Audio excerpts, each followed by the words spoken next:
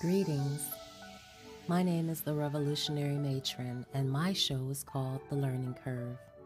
I broadcast on a network called KWAZ Radio. There are other hosts on the network I'd like you to meet. Greetings, everyone. This is Koku from the Bitter Medicine Podcast, inviting you to tune in to the Bitter Medicine Podcast on KWAZ Radio.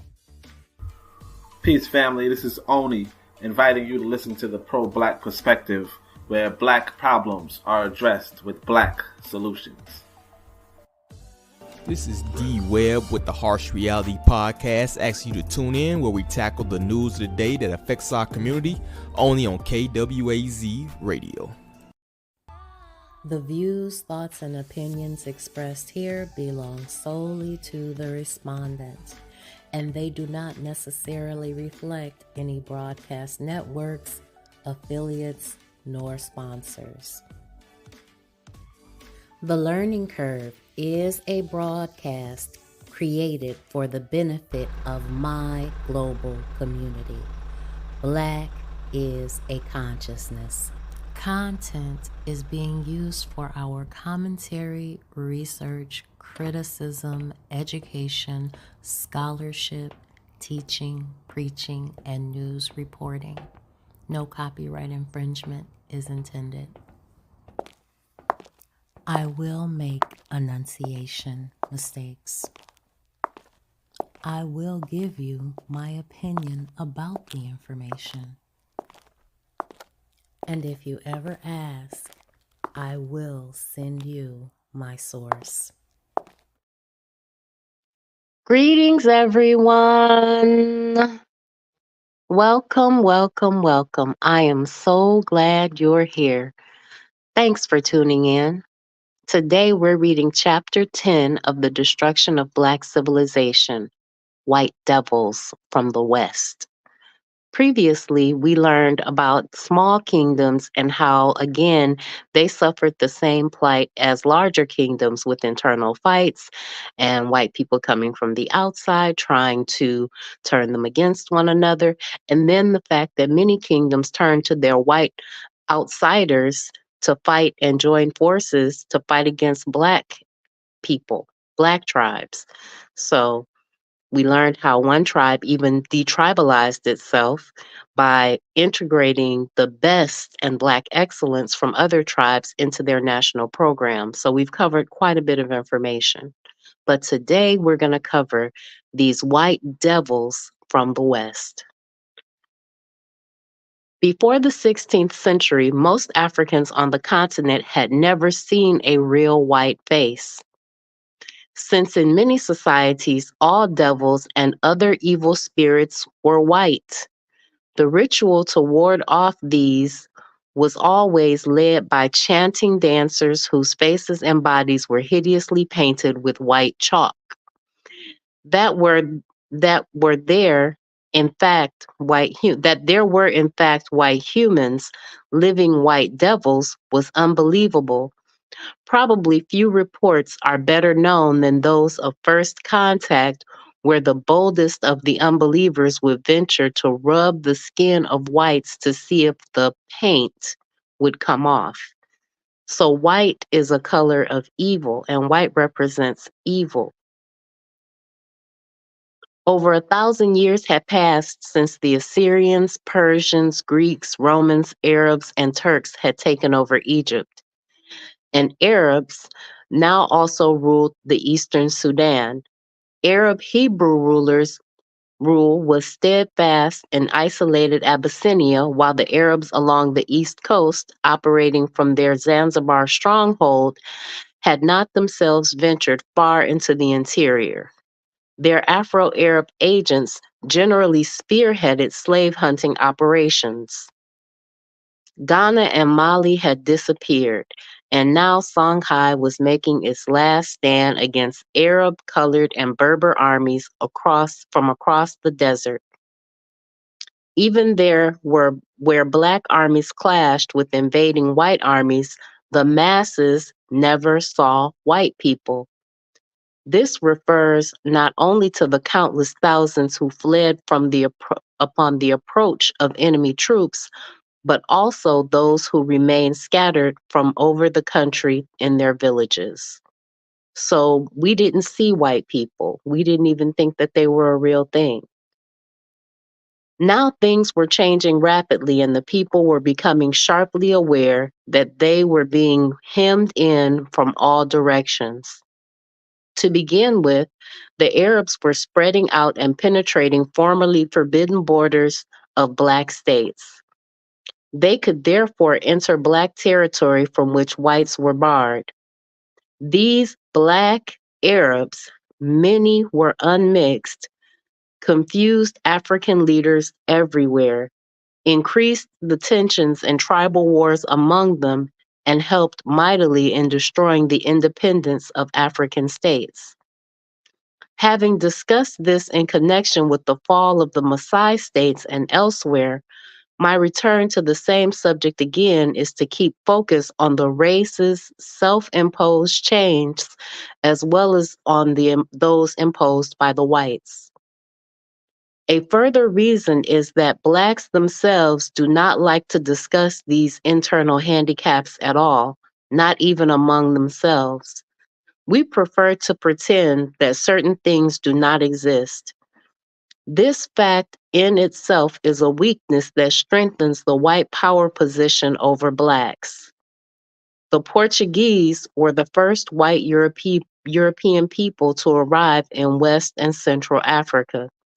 They were not long in adopting the Arab strategy and dividing the Blacks against themselves, a strategy since adopted by all white people.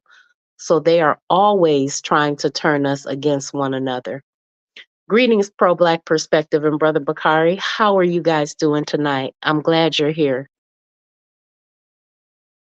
So they always use Black on Black animosities or tricks trying to get us to fight one another because they can't destroy us if we're united. They can't take us down if we have one mind and we recognize that we are one people. The Congo-Angola story. The Portuguese arrived at the mouth of the Great Congo River in West Africa in 1488. Their aim was to make their tiny European state into a vast African Indian empire. They had two men of vision to inspire the all-out efforts to realize the dream, João I and his son Henry. Africa had been secure from invaders from this quarter because the Western world had believed that the earth was flat. Now the myth had been exploded when in 1434, Gil Aines dared to sail beyond the area where the Atlantic Ocean was supposed to end and ships were supposed to plunge into the void. He sailed around the Cape Bojador. Henceforth, the Blacks of West Africa had to confront the white devils from Europe and the Americas. The Portuguese, as ignorant of the African people as they had been of the shape of the earth, were not prepared to find highly advanced states there. The Kingdom of the Congo was their first great surprise because its political structure and expertly organized administrative machinery equaled that of Portugal or any other European state known to them. This system requires no discussion here because it followed the same constitutional pattern as that of other African states already described. So they had councils, they had kings and chiefdoms that had some power vested in the king, but the power of the people was ultimately vested in the power of the people was ultimately vested in the king, but he couldn't make any decisions in and of himself without the support of these councils. Each family unit had its own council, and that fed into a larger council, into a larger council, into a larger council. The Congo's economic system of agriculture and handicraft industries organized into guilds was the same apprenticeship training for all skilled occupations at the time, and the general pattern of social organization was also the same as other African societies. Greetings, Koku. I'm so glad you're here. The Congo Kingdom was prosperous, carrying on external trade by both land and rivers with states farther north and east. The states of the south, later to become Angola, were in an uneasy commotion due to the increasing presence of foreigners on the coast on nearby islands, and now sailing up the rivers towards the interior. So the white devils were coming. Migrations from Angolan states increased, even though the Portuguese were then bypassing the region in favor of the more highly advanced Kingdom of Congo. Was it the flight of so many potential slaves from the coastal areas that caused the Portuguese to move up the river closer to the population centers? It was more likely a strategic move. By establishing a stronghold in the Congo Kingdom, the Angola region would be caught between Portuguese armed forces and the Angolan northern border, and those on the seacoast and offshore islands. In short, Portugal was getting in a position to take over the whole region of Black states. Many historians and apologists for Portuguese imperialism in Africa use the Congo Kingdom as the classic example of the Portuguese policy of racial equality. For did they not themselves declare that this to be their policy? And did not the King of Portugal himself address the King of Congo as a brother? What happened was that the Portuguese captains had met Congo leaders, not just the king, who were in fact not only their equal, but men so anxious to advance their nation further that they were willing for anything new and better than the white world had to offer. They took the Westerners at their word, which was a mistake. They had painted their monarch as the great king in the world that had advanced to a pinnacle of civilization under the guidance of universal religion that was headed by a supreme pontiff who was appointed by the Son of God himself. Moreover, this same successor to the first head of the church, the Apostle Peter, would not only welcome the King of Congo and his people in the great Christian fold, but would send missionaries and teachers to help make his kingdom the greatest in Africa. Portuguese records indicate that far more than religion and Western education was offered. Material benefits, such as great wealth from trade, were persuasive. So they had lied to them, basically. The Kingdom of Congo, therefore, is a case study in the process of westernizing the very first group of Blacks on the African continent. This, however, was only one of the means to a much greater end. Nothing could have been farther from Portugal's real objective than bringing Christianity and a higher civilization to Africa. Christian civilization served as the charm words in the white man's magic with the incantations which hypnotized both his victims and himself. They believed they were being introduced to a better way of life, while the latter convinced himself that even the enslaved people were better off under the white standard of civilization, besides which there was no other. He was therefore serving God himself in Africa, for did not the churches throughout the Western world proclaim it to be so? And were not the Christian missionaries the most effective servants of empire? The court at Lisbon had planned well, for such a mini-state as Portugal had an ambition for an empire bigger than the continent of Europe.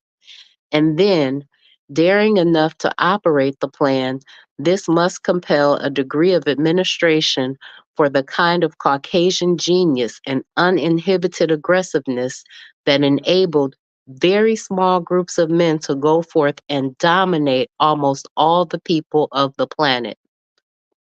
Portugal's presence in the West and Central Africa aimed at nothing less than building an empire across Africa from west to east, from the Atlantic Ocean to the Indian Ocean, a vast swath across the continent that would also serve directly as the imperial highway connection to the projected Indian Empire. The African Indian Empire was Portugal's grand design. The Congo interlude was merely a needed stepping stone and base of operations. But they were smart enough to realize that the foundation of a permanent empire in the land of another people built with their own sweat and blood would be more successful if the minds of the people could be captured first. One did not go in with guns blazing. Only fools did this, except in cases where the quote unquote natives were too damn smart and saw through the scheme, no matter how shining the cross or how white the extended hand. In such cases, it was their own fault, yet for their own salvation that Christian cannons had to blast away. First of all, however, the really big thing to change the blacks into the white man's image, a process previously mentioned, which caused blacks to reject and become ashamed of both their culture and themselves, the only people on earth to do so. This is why it is important to have a close-up look at the process of westernization in the Kingdom of Congo, where it began. The missionaries began their work on kings and notables. There was nothing new in this approach. Indeed, the Congolese were so anxious for the new education and its vehicle, Christianity, that the priests found their tasks easy. First of all, to become a Christian, one had to be baptized and given a Christian name. Christian names were Western names, and they all took the form used in the conquering country. The first Congolese king to become a Christian was Nzinga Kuwu in 1492, taking the Portuguese name of João I. Hundreds of other blacks immediately followed his example. Princes, chiefs, ministers, and some of the masses. Most of the notable Congolese kings who became Black Portuguese were Afonsos Alvarez, Dom Pedros, Diogos, etc.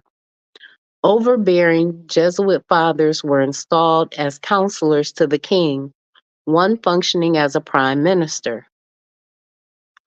This move at once destroyed the troublesome traditional council that controlled chiefs and kings. With such councils, no European power could operate. The age of absolutism, with the rise of the nation state in Europe, was directly reflected in the Congo Kingdom. With this Portuguese wedge between the king and the people, the Congo rulers now found themselves free to make important decisions without reference to Black counselors. They therefore tended to become absolute monarchs insofar as their own people were concerned, but generally puppets in the hands of Europeans. The exceptions were Alfonso I and Diogo I. The idea of divine kingship was promoted through the appointment and crowning of kings by Portuguese bishops. The kings now ruled as sons of the church, chosen by divine decree to serve it. This meant that serving the Portuguese by meeting their demands always made friendly suggestions from brothers who were equal in Christ, so they were tricking them and manipulating them. Even the traditional political system was made to appear as a Portuguese creation. It was already highly and efficiently organized before the Europeans came, organized with each village and town under a chief called Mani, each district under a Mani, and each of the 6 major provinces that made up the kingdom was under the administration of a governor, also bearing the title of Mani. Now, in addition to the widespread use of Portuguese name, important Portuguese titles appeared, such as dukes and infants, which was a new class of princes, hitherto never used in Africa because the Western conception of royalty was absent. Here, then, is another case where the external influence school can have a field day, since nothing is better known and nowhere denied than the fact that the Africans who adopted European or Asian institutions, such as Islam and Christianity, for example, were not only influenced by them, but often transformed into Black Arabs, Black Portuguese, Black Frenchmen, Black Englishmen, and so on. In fact, it was this very transforming external influence that played a decisive role in first destroying the best in African civilization, while at the same time giving worldwide publicity to all remaining elements of barbarism that could be found. The new masters of the continent in the position of all power and could therefore make their viewpoints the viewpoints of the world. The system of reducing Blacks to non-persons was so thoroughgoing that not only did the various peoples of the world regard them as such, but tragedy of tragedies, the Blacks themselves came to feel inferior and to hate themselves and all of their kind. Magic? Maybe. Here indeed a magical thing had happened since these whites who called themselves Portuguese had arrived. As the 15th century moved toward the 19th century, the Europeans became less and less white devils and more white masters, backed up by awesome firepower. White was no longer the face of evil in the Black world. It had changed places with Black. Now Black was the badge of evil. All that was bad, even bad luck. To make a white man look evil, you had to dress him in Black. Life's final tragedy, death, called for mourning in Black. Happy events such as baptisms, weddings, and other activities required the wearing of white. God himself, being white, had cursed the Blacks and made them the servants of man, man being white man. For was not he made in the image of God? To worship God, in effect, was to worship the white man. A volume could be written on the scores of these little psychological gimmicks that are now so deeply embedded in cultural thought that they are taken as a simple matter of course and require no comment. They are always thinking. They when we talk about movies and images, and when we talk about what you see and how these different roles are played out, the colors that they pick, the props that they use, there's an entire school of thought that goes into composing a scene for you to view, because everything in that scene is a message to you to reinforce certain ideologies that are being promoted and put forth. Yet they are the subtle weapons which have been more devastating in conquering the Blacks and reducing them to an inferior status than armed might. Caucasian victory was simple and seemingly permanent when the Blacks throughout the world joined the whites in glorifying all things white and condemning all things Black, or even tinged with Black, including themselves. Here we are at the very heart of the race problem. This abnegation, self-effacement, the loss of self-identity by cutting their roots with the past and thereby losing the very links with their history from which people draw strength and inspiration to move forward to higher ground. And in fact, the reason for being. In short, the incongruous attempts to replace his own values with those of the white man, the Black man lost his own personality and therefore his manhood almost absolutely. Nearly 500 years have passed since the European landed on the coast of West Africa, and their phase of transforming Blacks from men to half men began. Yet, even with this long background, there are countless millions of frustrated Blacks, frustrated by the perpetual annoyance of the blurred vision and the blank wall they struggle to see life through with the blue eyes of Caucasians. The status of African people throughout the world remains too precarious to deal with their history by merely chronicling important events. The situation demands that greater efforts are made to determine the meaning of those events, their effect on the people, the overall change in direction of history, and what new directions the race must take. The major and immediate Portuguese aim in Africa was not the conquest of Blacks.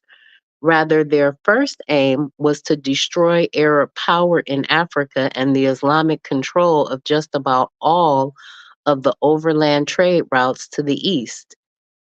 For this cause, Columbus has sailed and other European nations took to the high seas. The Portuguese sought to use religion as the usual spearhead. That Christian states were in Africa from the earliest of times had not been completely forgotten. One that had escaped Muslim destruction was located in what had been the southern border state of the ancient Ethiopian Empire, identified by the Portuguese as the kingdom ruled by King Prester John. The idea was to unite the Christian forces of Europe with those of Africa in an all-out war against the Arabs. But what was not generally known was that the kingdom of Axum, expanding to become the empire of Abyssinia, was ruled alternatively by Christian Arabs and colored Christian Hebrews. All Arabs were not Muslims. All Hebrews were not Jews in religion. It appears that African Hebrew and Christian Arab communities were in southern Arabia and Yemen, just across from the East African country they later conquered. The Portuguese, however, did not reach the African Christian kingdom at the time they sought it for the promotion of their campaign against Islam. They had therefore begun the work of creating a Black Christian kingdom in their own image. This was Congo. By 1512, no one needed to guess or speculate about the Portuguese plans. Their king, Manuel, made them clear in documentary form. The regimento, this is one of the interesting and significant documents in the history of Black people because it was the first dated blueprint for the conquest of the Black man's mind, acculturation via Christianity, his body, slavery, and his country. This historic document, however, was couched in all the endearing words and phraseology of equality and brotherly love, from which fact historians have declared the Portuguese African policy to be one of equality replete with humanitarianism. Yeah, right. But the Congolese king, Afonso, his Portuguese name notwithstanding, saw through the elaborate plan to reorganize his country and began to throw up roadblocks, albeit too late. Manuel levied on the king a heavy tribute in slaves, ivory, and copper to pay the cost of his Christian civilization program in the country. So they were making him pay for this Christianity that they already had. His various expeditions there and for the huge expenses in connection with the education of a few Congolese children in Portugal, including the king's son. Manuel's next most important move was to make certain that his Code de Congo was carried out. He therefore sent Samuel da Silva both as his ambassador and in effect his governor general or viceroy of Congo. While Samuel da Silva's real functions were clearly outlined, These were covered by the usual title of courtesy, advisor to the king or the king's counselor. In this capacity, he was the co-administrator of the nation, a supreme judge, and had control over army and finance. He was to have a comprehensive geographical survey of the country to determine the extent of its natural wealth for direct exploitation. Things quickly got out of hand. The Portuguese settler population, based mainly on the coast and offshore islands, desired the quicker riches that would flow from the increasing demand for Black slaves. The settlers therefore pursued a more aggressive course of action, ignoring the Lisbon court's attempts to cover up the real operations with the friendly language of diplomacy. Again, our kingdom is destroyed by sexual and social integration. Remember that. Up to the 16th century, the people we are calling slaves were not slaves in the modern sense, but laborers, either captured as prisoners of war or persons imprisoned for various offenses. During the first stages of the slave trade, many African chiefs and kings actually thought they were supplying workers needed abroad and at a great profit to themselves. They had not had experience with the white man's slave system or its equation with race. Not at first, we have said, but as the decades passed, and the Congo state is a good example, many Africans became enmeshed in the horrors of the trade, knew what they were doing, and in the pursuit of guns and riches became as brutal as the whites in dealing with their own kind. Greetings, Forecast, and greetings, Sister Ra. How are you today? So as you can see, they may have been ignorant at first as to what was going on in the slave trade. They thought that they were sending workers abroad, but as the slave trade continued, they had to know what was going on. They knew what was happening. We have seen the castles at Elamina and all of these other places where the slave ships were ported. So they knew what was going on. So we can't excuse them and say they didn't know for the entire time.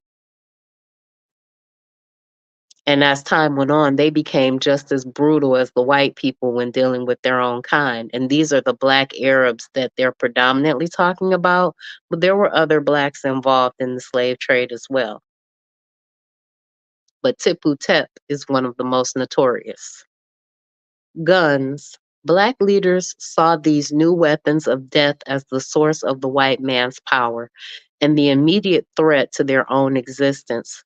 The earth-shaking cannons that were being brought into Africa seemed to herald the death of the whole race or its total enslavement. The Africans became insistent on their demands for guns as articles of trade.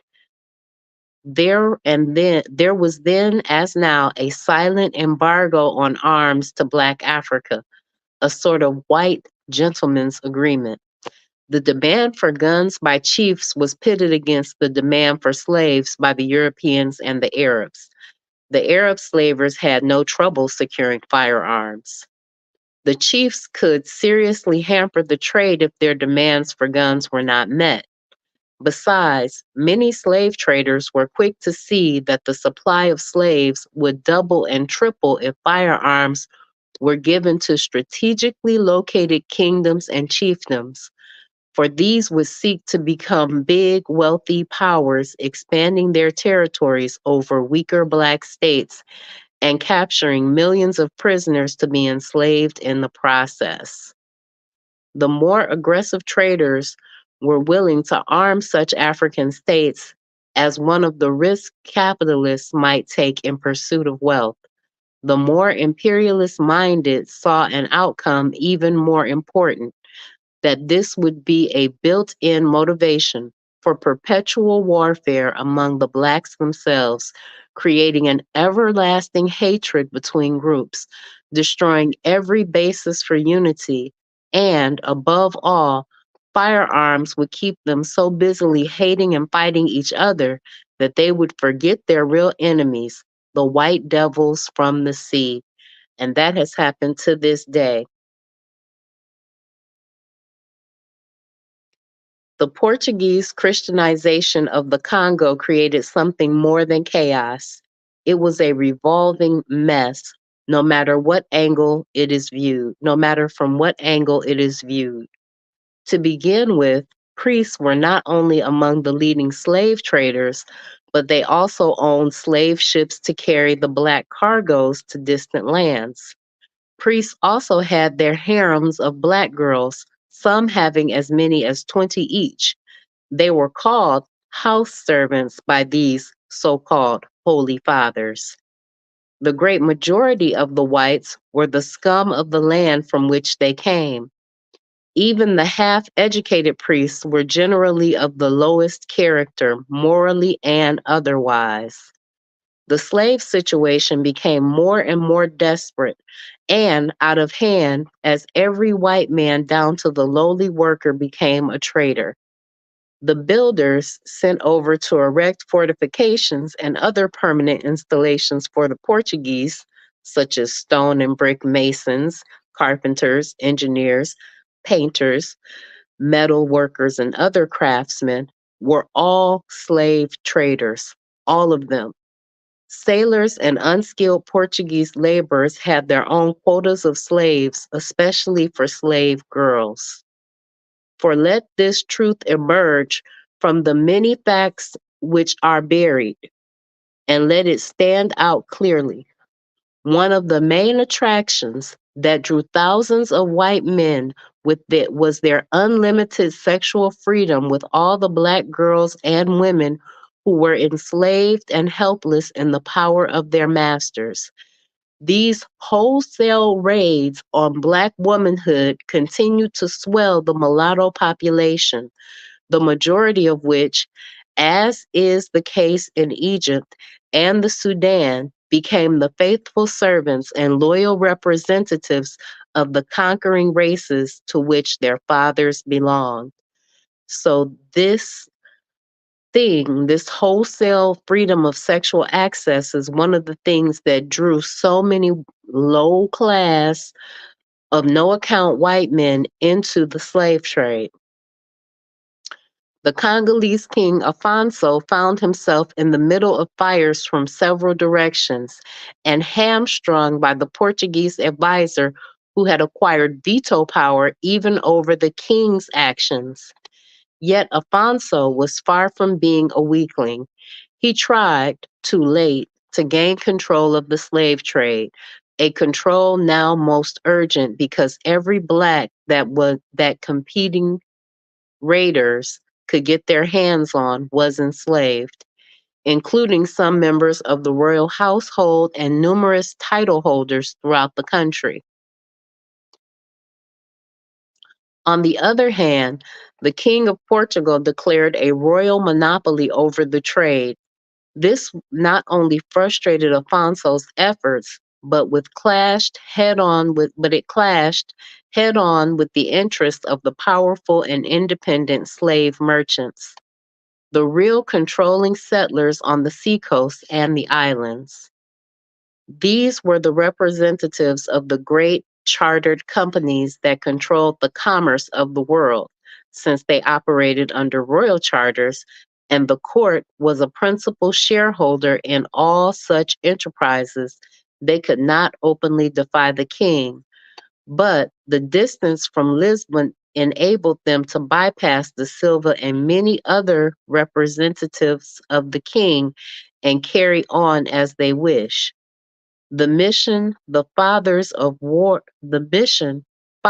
the war dogs of the Lord, or the Jesuits, were most helpful as spearheads into the interior chiefdoms to form slave hunting alliances in exchange for discarded guns. So they were trying to get guns to become more powerful, but they didn't want to sell guns to the black man because remember, the white people had a gentleman's agreement that only the white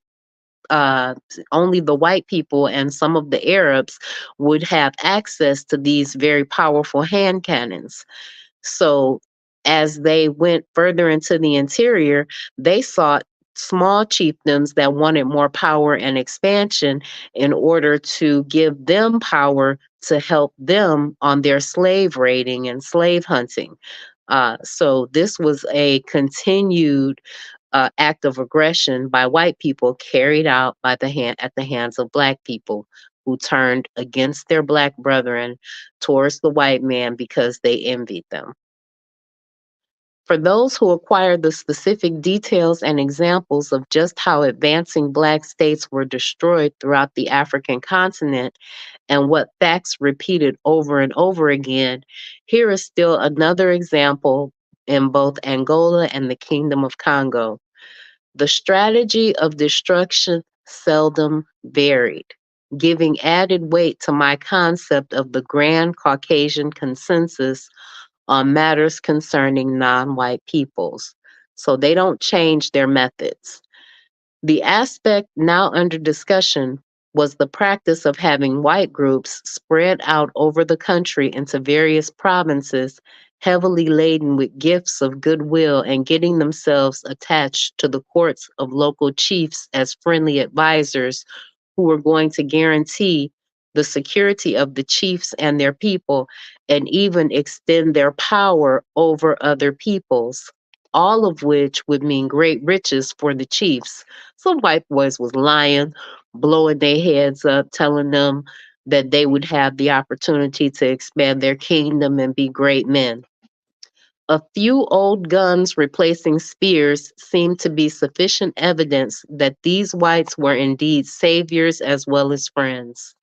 The French name for them was agent provocateurs.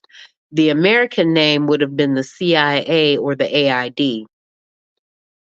No matter how strong and effective the administration machinery of the central government at the San Salvador had been, it was being undermined and destroyed by the well-planned European activities in the provinces.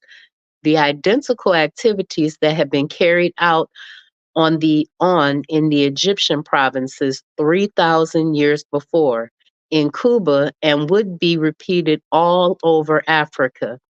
The aim is always to provoke war between the blacks, pitting the gun-armed group against those who only had shields and spears, thus skyrocketing the number of captives for slavery from a few thousand into millions.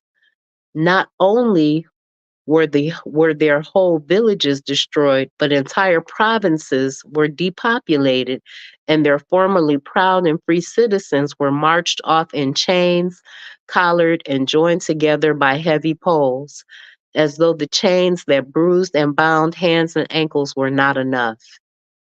Many royal lineages were among the captives, including chiefs, which is exactly how it should have been if any of the people were to be enslaved.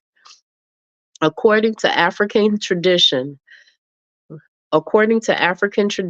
leaders and people were one and the same, sharing a common lot. This sense of oneness, however, applied only to members of one's tribe and not to the Africans outside of it, another tragic fact of Black history. This is why the chiefs and kings would secure prisoners of war by attacking other states. Only a savage chieftain would sell his own people into slavery. The Europeans learned very quickly and found that it had fitted in well to the general plan to keep the blacks divided, forever suspicious of each other, and to have mutual hatreds and suspicions historically derived not from anything the Europeans had done, but from the blacks' own record of quote unquote tribal warfare. As the slave raids spread throughout Angola and the Congo, the blacks continued to flee overland and up the rivers towards central and southern areas of the great savanna regions of the lakes. Some, as we have seen in the case of Cuba, found enough security to build remarkable states again. Others found security only in hidden recesses of decay and decline. Meanwhile, the fierce Jaga warriors were still on the rampage, fighting with or against any group, including the white slave traders. But since the Jaga generally waged war only against their own kind, Africans, the Portuguese were less hesitant in supplying them with guns. The wars to capture slaves had become so widespread among and within the various states, and the slave trails to the coast were so heavy with barefooted traffic that it was difficult to see why any alliances with the Jaga were needed, unless it was thought to be necessary to make up for the unbelievable death toll among the captives. For every 2 million blacks enslaved, over a million died. The record indicates rather clearly that many millions preferred death to slavery. I said, I just said the record indicates, but you will never find a single Portuguese, Dutch, Spanish, English, or American document that explicitly says any such things at the time of this writing, because that has changed. The archives in Lisbon are rich to overflowing with African documents going back 500 years. By wading through a great mass of such written records, the historian often gets a picture that was not intended for painting and messages from the same documents which were not sent, which is merely another way of saying again that written documents often reveal far more than their authors intended. You will therefore search in vain for any account written as the following. It is not true that all women and even children were likewise marched in chains. This would have been unnecessary anyway, because we had learned that these Black women were so loyal to their men that they would follow them even to hell. Capture their men and you will not have to capture them. Yet many of these same women would seek death directly by attacking us and our armed guards. These, of course, were beaten and chained the same as male slaves. Another problem was the large number of suicides during the 200-mile trek to the slave pens on the coast. The greatest number died from poison, which hundreds of women would conceal on their bodies for the purpose of passing it to friends and kinsmen in the darkness of the night before giving it to their children and finally taking it themselves. All this slowed us down during the night when we should have moved faster because it was cooler. Yet the dead and dying had to have their chains chopped off from the living. Many babies were deliberately smothered to death by their dying mothers. We do not believe that the other deaths were caused by the long march, as some allege. For while it was true that we ourselves carried in hammocks, the bearers changed every 10 or 15 miles. The biggest and stronger boys were selected to carry us. They are usually between 20 and 30 years old. They also collapsed sometimes, but only 5 died during this year. It must be remembered that these Blacks are quite used to walking very long distances with heavy burdens. There are many problems in this business. The captains, taking it easy on the coast, are always complaining about our slow movement and the many weeks it takes to march. They never take into account how much we are slowed down by trampling and stumbling over the skeletons of the rotting dead bodies of slaves that went along these trails before us, sometimes years before us. The stench of those who died recently is unbearable, yet we bear it.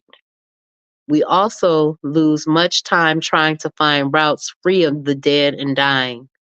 When there are scores and scores of perfectly healthy Blacks who drop dead without any apparent cause. Some say they die out of sheer spite, another way of defeating us. We work in fear, for our guns are often useless in the increasing number of ambush attacks along these death-ridden trails. And while the Congolese kings now harass us in their attempts to check the spread of trade, the real danger is in the Angola region, the region of Black terror in the form of death-defying Black Queen Anne Nzinga. Whoever heard of a woman general leading her armies in person? The truth is that she is the greatest military strategist that ever confronted the armed forces of Portugal. Her tactics keep our commanders sweating in confusion and dismay. Her aim is nothing less than the total destruction of the slave trade. To this end, and what alarms us most, she has developed a system of infiltrating our Black troops with her own men, causing whole companies to rebel, desert, and join her armies in what she calls a war of liberation.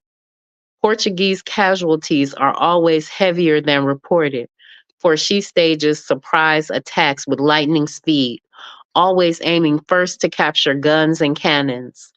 And while we now surrounded ourselves with armed guards on these long marches, we never know how many of our Black soldiers are the Queen's own men. This would have been a true account up to 1663, when the 40 years of unremitting warfare that Queen Nzinga waged against the Portuguese to free Angola ended with her passing. Africa had lost her greatest daughter, the slaves their greatest emancipator. Where is this explicitly written? Nowhere at the time of the writing of this book. It has been pointed out that Afonso was himself a statesman and was far from being a mere puppet in the hands of the Portuguese. Even though the process got underway with his own conversion to Christianity and the replacement of his own African name with a Portuguese one, he was awakened by the code and began to resist and reject those provisions which were designed to make African Black Portuguese in the name of the Christ while destroying their sovereignty all at the same time. The fact that the enemy prevailed in the end does not detract from his stature as a great African. The pressures had increased as Portuguese riches from the slave trade, far from satisfying their greed, led them into excited searches for gold, silver, copper, and lead they believed to be in abundance in that region, but concealed by the Blacks. Pressures from the African population increased with the widespread slave hunts and raids. Historians have highlighted the role of African chiefs and kings in the slave trade. Little is said about the general African opposition to the trade or about the kings and chiefs who led the fight against it. Yet, by the very nature of the situation, these had to be as well known as the Blacks who enriched themselves in the traffic. Queen Nzinga was not the only African abolitionist. It just happened that, in her case, she was not only involved in treaty negotiations of record, but operated over so many Angolan areas that she could not be easily excluded from history. The Congolese opposing their kings were fighting both slavery and the Christian church that promoted it.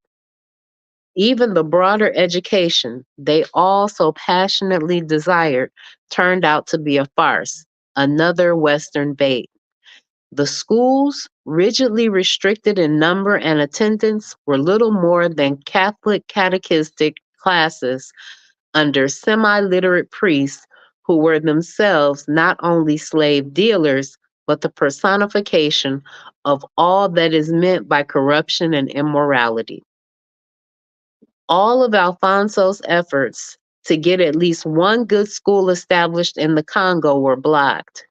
For one thing, widespread education of the Blacks was not really intended. That would have meant sending well-trained teachers instead of the unwanted dregs of Portuguese society. But even if Portugal had had the best intentions, she herself did not have many educated men in the 16th century, and her own illiterate masses were just as ignorant as those in the rest of Europe. The situation had become worse on all fronts than when Diogo became king of Congo in 1545. supported by the Lisbon court factions that could still make or break kings and influence their policies. On the other hand, the powerful trader population had their principal strongholds at strategic Luanda and Sao Tome, Thome, Thome, Tom, from which some points they continued to expand slave operations in, below, around, and beyond Congo, all in defiance of the Congolese kings and the King of Portugal himself. They were greatly aided by the King Ngola of Ndongo, the strongest state of the Angola region. But Ndongo was nominally under the Congo king as a tributary state. In 1556, war between the major conflicting groups hitherto discovered broke out open and full scale. Royal Portuguese forces allied with those of Congo against Portuguese trader force allied with Ndongo. Portuguese against Portuguese and Africans against Africans was the ultimate result of this war. So it appears on paper in the records. The simple truth is that it was a war of Africans against Africans and the Portuguese forces safely in the rear.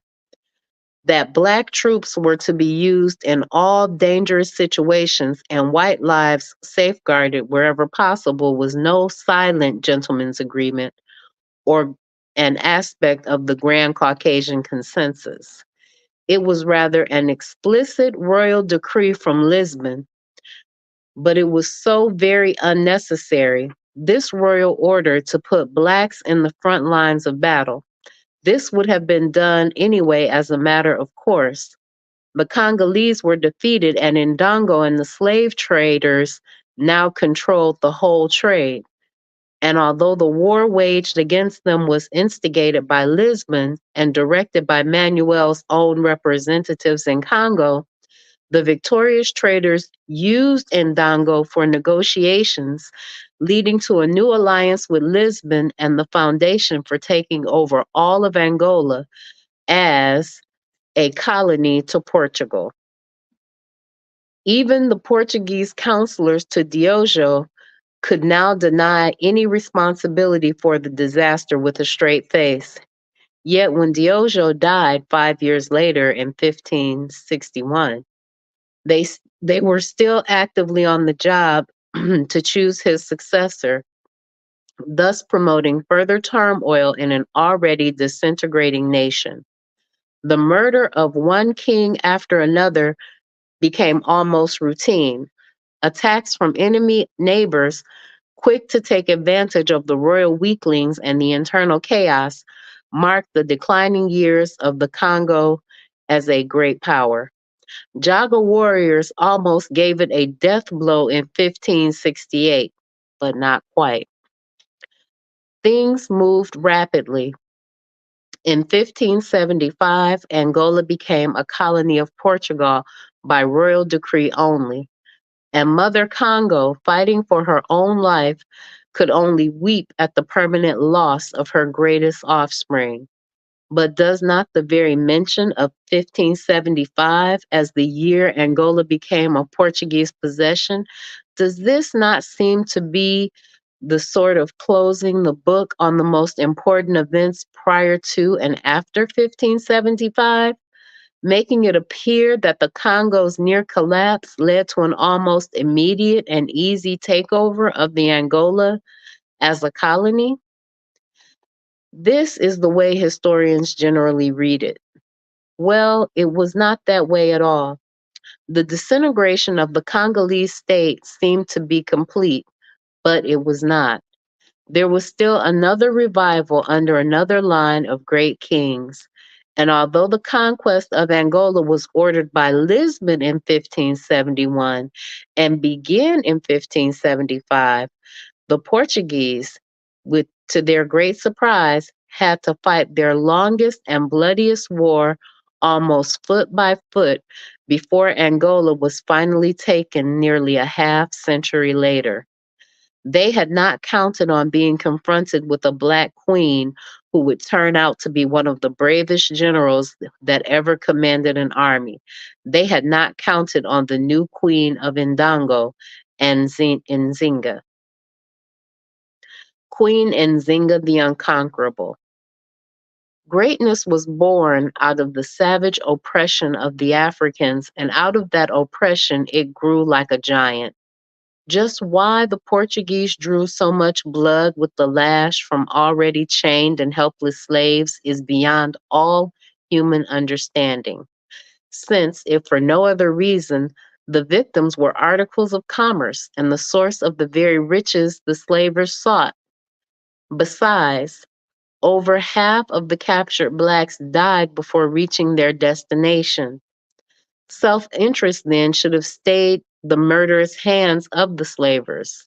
Nothing did, and that fact was one of the reasons Queen Nzinga said was that the real savages in Africa were the whites. They created the conditions that brought her to the fore. The Portuguese were so aggressive in their program of dividing the blacks and keeping them fighting amongst themselves that they overshot the mark.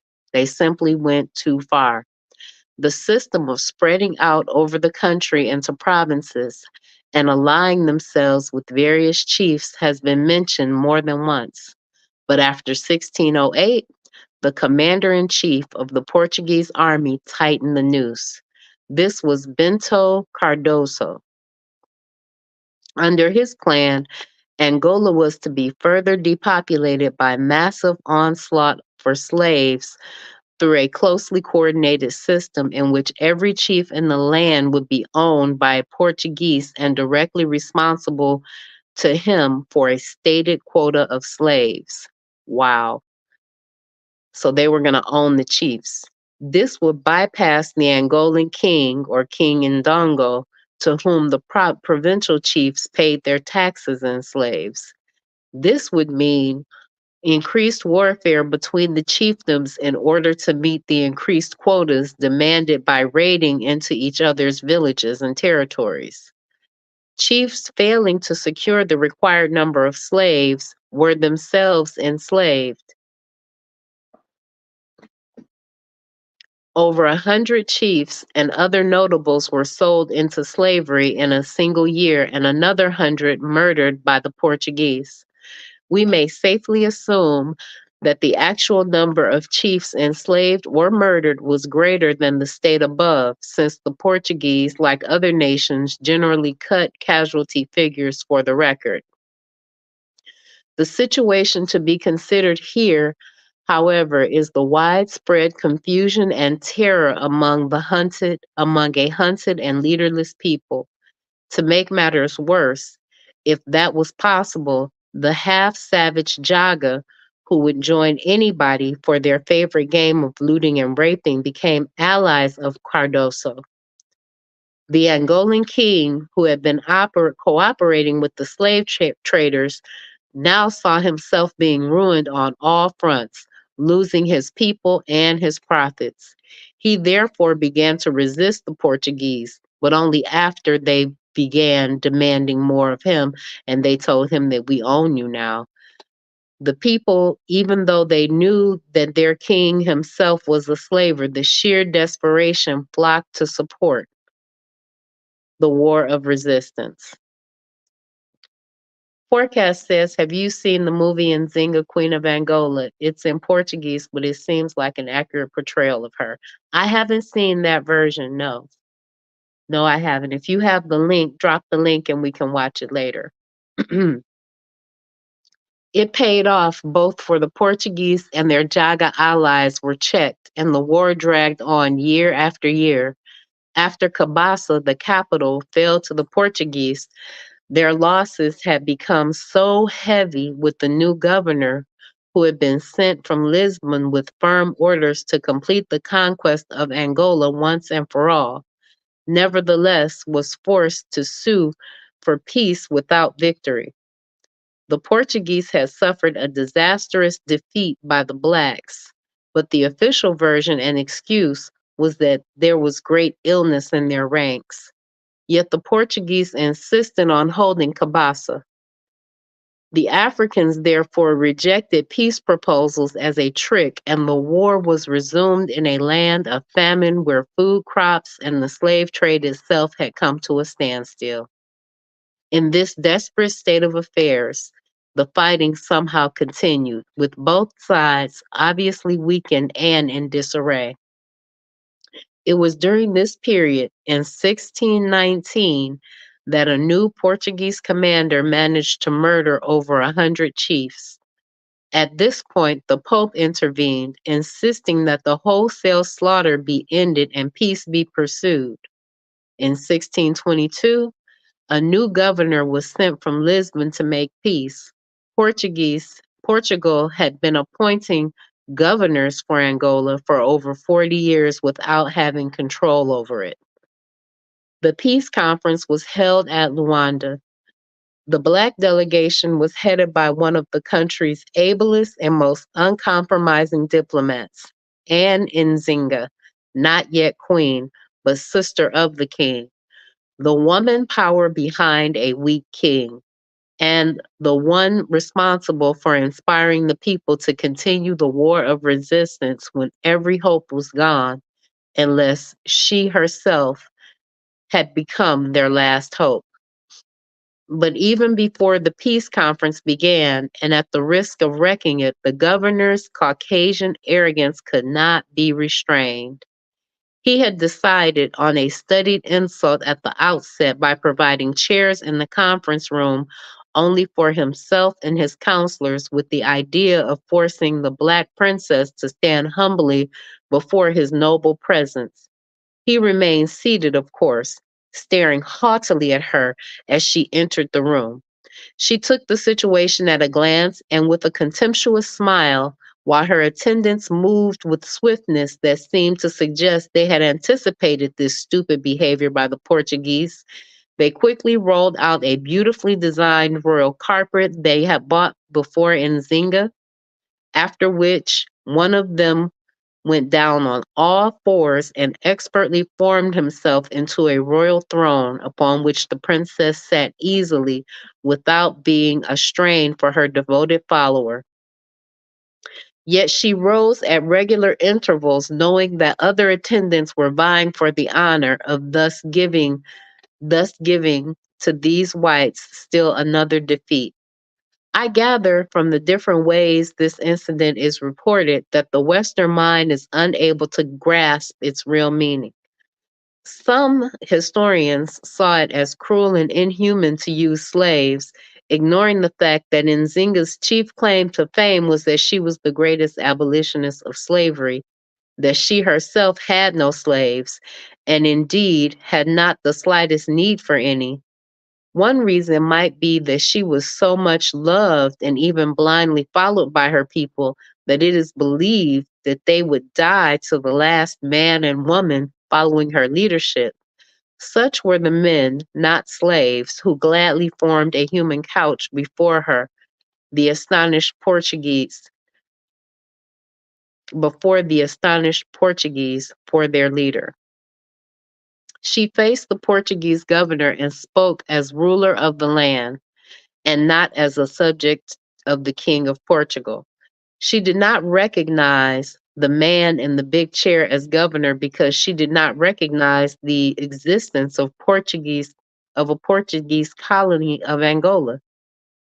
She only saw before her what her people had seen approaching their shores over 100 years before: pompous white devils bent on the destruction of the non-white world. The Ndongo terms for peace were presented as uncompromising demands, and it was clear from the beginning that the Portuguese would have fared better with a man. For before any kind of treaty was signed, Portugal had to agree to 1. Evacuate Cabaça and nearby fortifications. 2. They had to wage war against the Jaga. 2A, a harsh provision since the Jaga had been Portugal's allies during the crush of Ndongo. 3. All chiefs who had become vassals of the Portuguese king were to be freed and enabled to return to former tributary status at home. And finally, the important concession Nzinga made was to return the Portuguese prisoners of war she had. The Treaty of 1622 was supposed to end all the fighting in the whole West Central region, but the governor, as though to make up for his defeat in the peace negotiations with Nzinga, marched off almost immediately to invade Congo again. The treaty then became dead insofar as its execution was concerned. But Nzinga's brother died the next year, and she became queen of the Ndogo. The distressed Portuguese, in order to discredit her, put out a story that she had poisoned him. And while there was not a scintilla of evidence or any basis for all the concoction, historians have shown their unbiased objectivity by faithfully carrying on the charge for over 300 years, saying that she had killed her brother.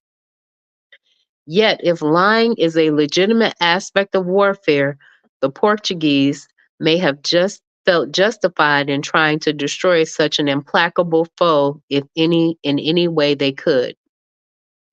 Their greatest trouble was yet to come. Nzinga became queen in 1623 and went into action at once. Her first major move was to send an ultimatum to the Portuguese authorities demanding the immediate execution of the terms of the treaty. Otherwise, war would be declared. While the Portuguese were preparing to meet the Queen's armies, the Dutch fleet appeared as a new threat. The Dutch themselves, great slavers, certainly did not come as liberators of the hard-pressed blacks. Their aim was to break the Portuguese monopoly and secure their share of the slave trade and the mineral wealth in West and Central Africa.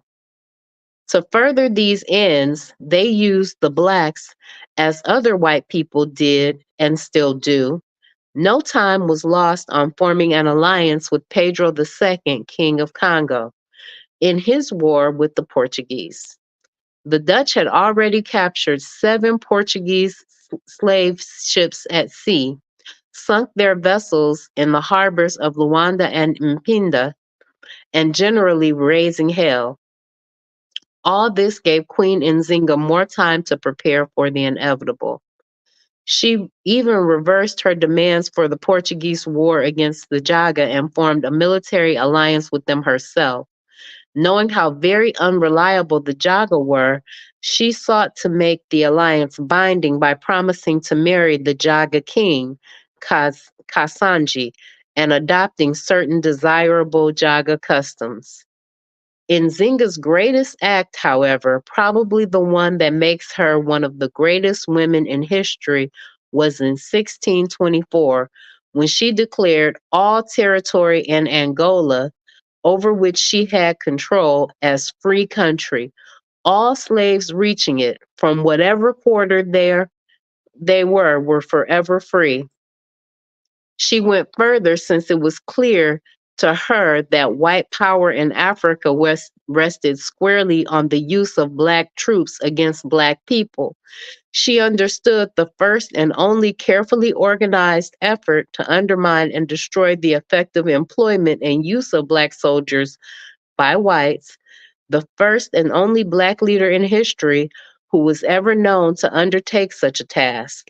She carefully selected groups of her own soldiers to infiltrate the Portuguese black armies, first separating and spreading out individually into Portuguese territory and allowing themselves to be introduced by Portuguese recruiting agents to join their forces. The quiet and effective work of Nzinga's agents among the black troops of Portugal was one of the most glorious yet unsung pages in African history. For whole companies rebelled and deserted the colors of the Black Queen, and deserted to the colors of the Black Queen. taking with them the much needed guns and ammunition which she had been unable to secure except by swiftly moving surprise attacks on enemy units. The Queen's armies were further strengthened by the runaway slaves who streamed into the only certain haven for the free on the whole continent of Africa. The Portuguese queen Nzinga had passed the last word of unheard of audacity when she was able to influence scores of vassal chiefs to rebel against them and to join the cause of their own race. This was too much. This woman had to be destroyed. It had come to that. The Portuguese sent their ultimatum to the queen from their Luanda stronghold, Portugal's Lisbon in Africa. It demanded the immediate return of chiefs, soldiers, and slaves to Portuguese territory. That is all who had fled therefrom. Refusal would mean war. The ultimatum concluded. The fact was that a state of war already existed since the Queen's own ultimatum the previous year.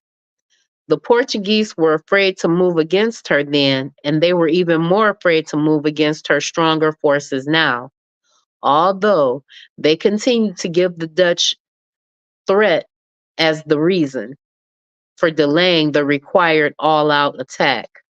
Meanwhile, the usual strategy of first investigating factional strife among the blacks was by no means forgotten.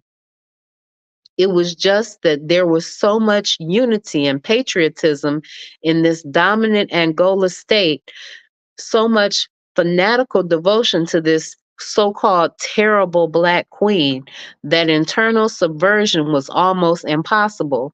They tried to overcome all of this by formally declaring that Nzinga was not legally queen of Ndango, the throne vacant, and one of their own personal vassals, Adidi Kulanji, was declared king. The Portuguese marshaled all of their forces of land and sea, their special river fleets in particular, to crush Nzinga before the Dutch struck again. But the Queen herself opened the offensive, striking first at the Portuguese puppet king and his forces. The Portuguese captured her principal island stronghold in Kwanza River in July of 1626, thus dividing her forces, and by a swift encircling movement designed to capture the queen, cut off her main supporting regiments and forced her not only to retreat but to withdraw from her country. Joy reigned at Luanda and Sao Tome. With Queen Nzinga's flight from Angola, it appeared that the Black menace was over and victory complete. Aidi Kulanji was crowned King Philip of Ndogo. Isn't that a shame? They went through all of that in an attempt to get her out of the they went through all of that to get her off the throne. Isn't that a shame? The solidarity of blacks remained unbroken, however, and their loyalty to Nzinga remained steadfast. She was just away a little while and would soon return.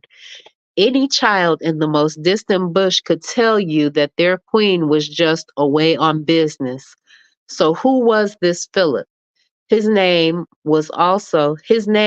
said he was a Portuguese, so he couldn't be king of Ndongo.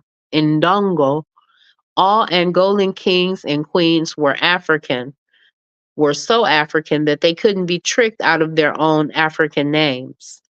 The queen herself had dropped Anne from her name when she discovered that baptizing a black into Christianity meant surrendering his soul and body not to any Christ, but to the white man. And oral tradition further has it that the people not only rejected Philip I, but made fun of the very idea that he considered himself to be king. Their blind faith in their queen and their certainty of her return, according to the same oral record, was not really so blind.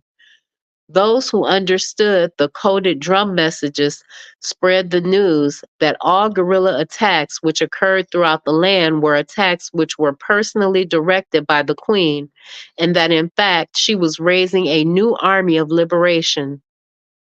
Her loyal chiefs and people in Ndongo were to stand by, ready. The written record, no matter how slanted, supports the oral, for in November of 1627, she crossed the borders back into her country at the head of a strong army, made stronger and stronger by as her loyal chiefs and wildly cheering people, including her fanatically devoted freedmen, flocked to her standard as she swept up forward to recapture the Kwanzaa stronghold held by Philip I and put him to flight. The Portuguese continued to be amazed at this display of Black unity, and under a woman's leadership at that. Black unity was now seen clearly as Black power, and that meant an unconquerable people. You hear that? Black unity is Black power, which makes your people unconquerable. The Portuguese were resolved to break that unity and the power that developed from it. The revolt against them had become general as Nzinga's victorious forces advanced. The Portuguese retreated to their own strongholds on the coast, giving the Dutch threat as an excuse and not the threat of being annihilated by the Queen's forces. But as there was in fact no imminent Dutch threat, the Portuguese regrouped and strengthened their forces for an all-out war to destroy Nzinga, and this time not to cease fighting until this was done. They began by giving orders and offering a big reward for her capture, dead or alive. Their slave troops, still the backbone of the Portuguese armed forces, were given special inducements of land and freedom for her capture. Realizing that such an all-out attempt to capture her meant that countless thousands of her people would die in her defense, she outwitted the Portuguese again by slipping out of the country, instructing her lieutenants to spread the word everywhere that she had fled the country and mistakenly entering the territory of an enemy had been killed. So she faked her own death. To give point to the story, there was general weeping and mourning throughout Ndongo. Real weeping and mourning because the masses believed the story to be true. So did the Portuguese. The only reason for the war having been removed by the Providence, the bishop could celebrate a special mass in celebration of this special blessing, and the colony of Angola could be at last organized after 15 years of obstruction. All things now seem to be happy and going well according to the original grand design. Then in 1629, the Portuguese stood aghast when Queen Nzinga burst upon them from the grave, sweeping all opposition before her. She brought in her fierce Jaga allies, apparently willing to do even this to defeat the whites. The Portuguese were completely defeated.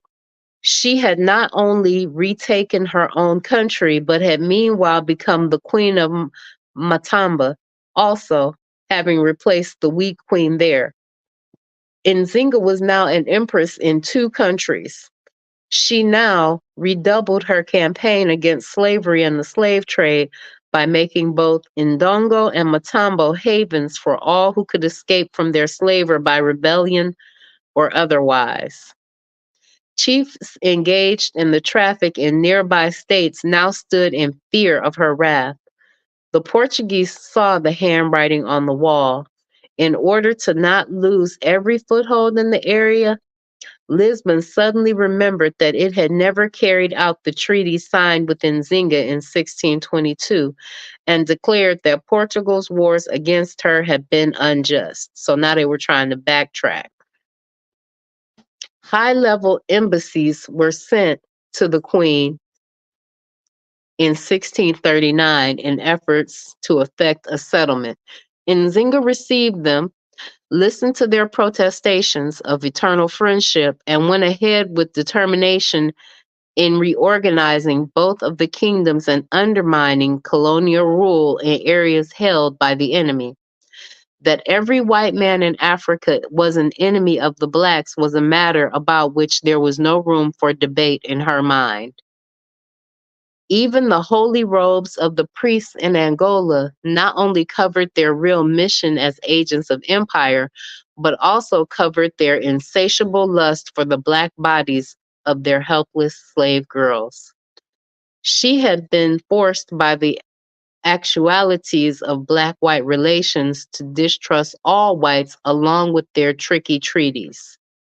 By 1641, the Dutch had made great progress in reducing the power of Portugal all along the coast, and Nzinga's adamant position made their situation an impossible one to maintain. A despairing governor and council had no choice but to declare war against her once again. This time it was full-scale war. But the situation was now most favorable for the Angolans. Their northern neighbor, Congo, had become more active in its own war against the Portuguese, and besides, a new and greater king had assumed leadership. This was Garcia II, who continued the policy of cooperating with the Dutch where and when Congolese interests were involved. Some black leaders had learned to use whites as the whites always used them when it served their own interests. The other happy development for Ndongo was that the Dutch invasion of Portuguese-held areas had actually begun in 1641 before any moves could be made against either of the two black states, Congo and Ndongo. Nzinga continued her campaign against the Portuguese, winning victories everywhere a battle was joined. With Dutch aid, the great Portuguese stronghold of Masango fell in 1648. The Dutch, having previously captured Luanda, now found themselves threatened by the steady reinforcements that continued to pour in from Portuguese Brazil. The Dutch withdrew, leaving the blacks in the area who had helped them to capture and defend this most important Portuguese city in Africa, to fend for themselves alone. While the chiefs and their forces did indeed put up a gallant fight, they were massacred in one of the most savage onslaughts on record. The recapture of Luanda by Salvador de Sá, the new governor, and his crushing of black opposition there led him to initiate new peace efforts with the two kingdoms of Congo and Nzinga. The Congolese king refused to answer his letter, but did send a monk to hear the governor's terms. Nzinga also agreed to efforts at negotiations.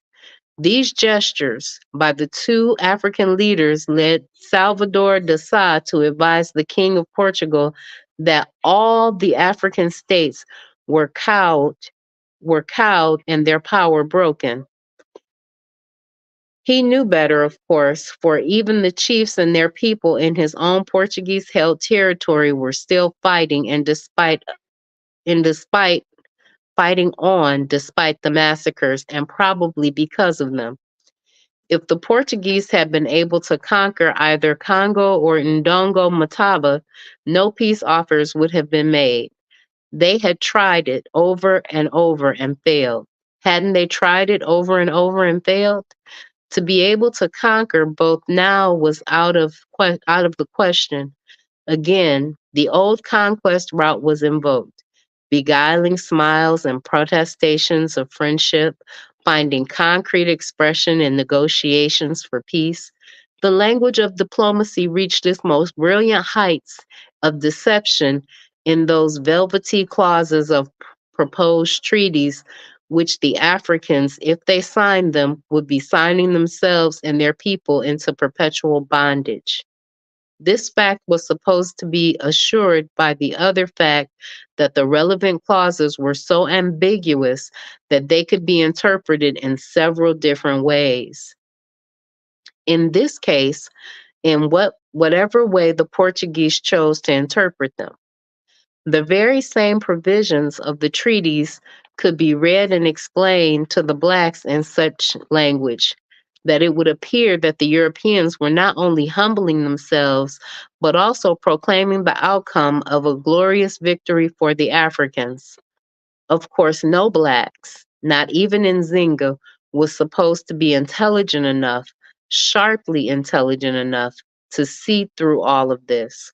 But stripping away all the glittering verbiage, Nzinga saw at a glance that what it all meant was that she was to be a vassal of the Portuguese king, one paying him a big annual tribute. She would die first. And no one should have known this better than the Portuguese, who at the time of this latest treaty offer had been at war with her and repeatedly defeated for over 28 years. They had met one of the giants of the human race whom they had found impossible to recognize as such because she appeared on the planet not only as a woman, but one with black skin. Nzinga therefore kept them anxiously awaiting for action on the treaty, toying with it for 6 years, while giving her war-torn land and tired-out people a period of rest and recovery. She was the same queen who had twice fled the country not to save herself, but to save her people from a slaughter that her fight would prevent. For the same reason, she did not want the war resumed again after over 40 years of warfare. On the other hand, she would not surrender her country to Portugal and its slave trade. The areas of Angola they still held, including the all-important islands of Luanda and São Tomé, belonged to the Angolan people, and some of these areas belonged directly to her own kingdoms of Ndongo and Matamba.